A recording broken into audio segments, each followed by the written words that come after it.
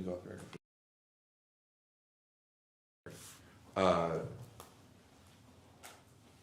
Mr. Klain, I'm going to ask a broad question that's yes or no right now, and then we can dive into details if there are any yeses. And it's between 2019 and present, have you had any communications, meaning in-person calls, texts, anything, with the following list of people regarding President Biden's ability to be president of the United States? I'm cutting out health and age because I'm sure we've run into, we talked about a cough drop or something. So ability to be president of the United States. First Lady Biden? No. Hunter Biden? No. Ashley Biden? No. Naomi Biden? Not that I recall, no. Valerie Biden Owens? Not that I recall, no. Vice President Harris? No. Second Gentleman Emhoff? Not that I recall, no. President Obama? No. President Clinton? No. Secretary Clinton?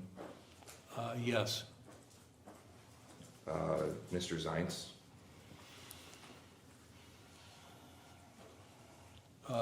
No.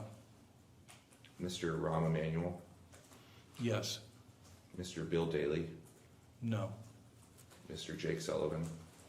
Yes. Miss Anita Dunn? No. Mr. Mike Donlin? Not that I recall, no. Mr. Bruce Reed? Not that I recall, no. Mr. Steve Ricchetti? I would have discussed with Steve the political fallout of the debate, but Steve did not express to me the view that he thought the president was incapable of being president. Miss O'Malley Dillon? Same answer for Ms. O'Malley Dillon. Mr. Bernal? No, not that I recall. Miss Tomasini? No, not that I recall. Miss Tandon? Same answer I gave for Mr. Ricchetti and Ms. O'Malley Dillon. Miss Ashley Williams? No. Dr. O'Connor? No. Miss Bedingfield? Not that I recall, no. Miss Saki? Same answer I would give for that I gave previously, that I would have discussed with Jen the political ramifications of the debate, but not a view by herself or myself that the president was incapable of governing. Mr. David Axelrod? Similar answer. I had a spicy conversation with Mr. Axelrod after he was quoted in the New York Times saying the president should step aside. Miss Jean-Pierre? Not that I recall, no. Speaker Emerita Pelosi? No. Senator Schumer? No. Leader Jeffries? No. I think I've asked this 1,000 different ways, but any other sitting senator? No. Any other sitting member of Congress other than the ones that we've already discussed? None beyond the ones we've already discussed. And then what about any member of the cabinet? No. You said yes to Secretary Clinton. What were the nature of those conversations? Secretary Clinton was present at this event I did in Aspen, where I was, where a number of people were saying that President Biden should step aside. And afterwards, she took me aside for a conversation and said, look, he's got a big political problem. You need to find a better way to address this than you did. I said, I understand. She did not say to me she thought the president was incapable of governing. It was all about politics. But she said that, the sentiment in the room was a common sentiment among donors, at least, and among politically influential people, and Biden campaign was doing an inadequate job of addressing it. And again, if I mischaracterize your testimony today, that sounds similar to how you felt at the time? That it was a political problem, not a governing problem? Yes. You said yes to Mr. Emanuel. What were the nature of those conversations? Well, one of the people who was most outspoken in that Aspen meeting about the president's age was his brother, Ari, who had been President Trump's agent. And Ari had heckled me essentially from the stage. And so I called Rahm to say, what the fuck's going on with your brother?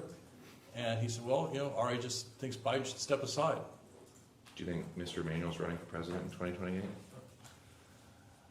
I don't think so in the end. I think he will head fake a lot, but I do not think in the end Rahm will run. Okay. You said yes to Jake Sullivan. What were the nature of those conversations? In the summer of 2024, after the debate, the NATO summit was here in Washington, and there was public reporting that the president's performance at the NATO summit had been uneven. So I called Jake to ask him if that was true or not. Jake said the meeting had been a difficult one, that the allies weren't all aligned, and that the president had sometimes been effective, sometimes ineffective in getting them in line, but in the end, the president had gotten the job done. The allies had agreed on a plan for going forward on Ukraine. The allies had agreed to make more of a contribution if the U.S. pulled back, and it ended well. And the meeting was a tough one because people disagreed, not necessarily, or was there further discussion regarding President Biden's ability to conduct that meeting? We discussed Jake's view that the president had not been as effective in getting the allies to agree as he had been in the past. And part of that, I think, was just the allies were tired of the war and tired of the expense and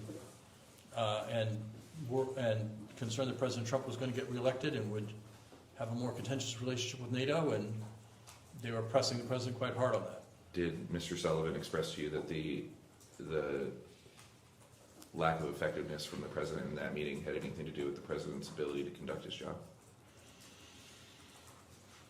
No, he did not raise any concern about the president's ability to govern.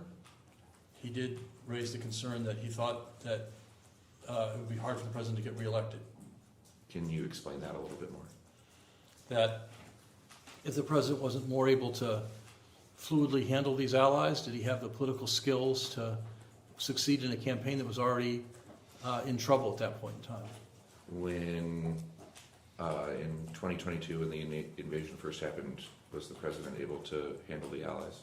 He did very successfully. Got them aligned on a sanctions package very quickly, which people thought would take months to do, and it only took days. And got them aligned on a plan to deliver aid to the Ukrainians from Poland. And then in the summer of 24, Mr. Sullivan's view that he didn't think that the president could win re-election, or he didn't think the president had been as effective as he had been in the past, and said, it will be hard for him to win re-election this way. Because he was now less effective than he was in 2022. Apparently, yes. Okay.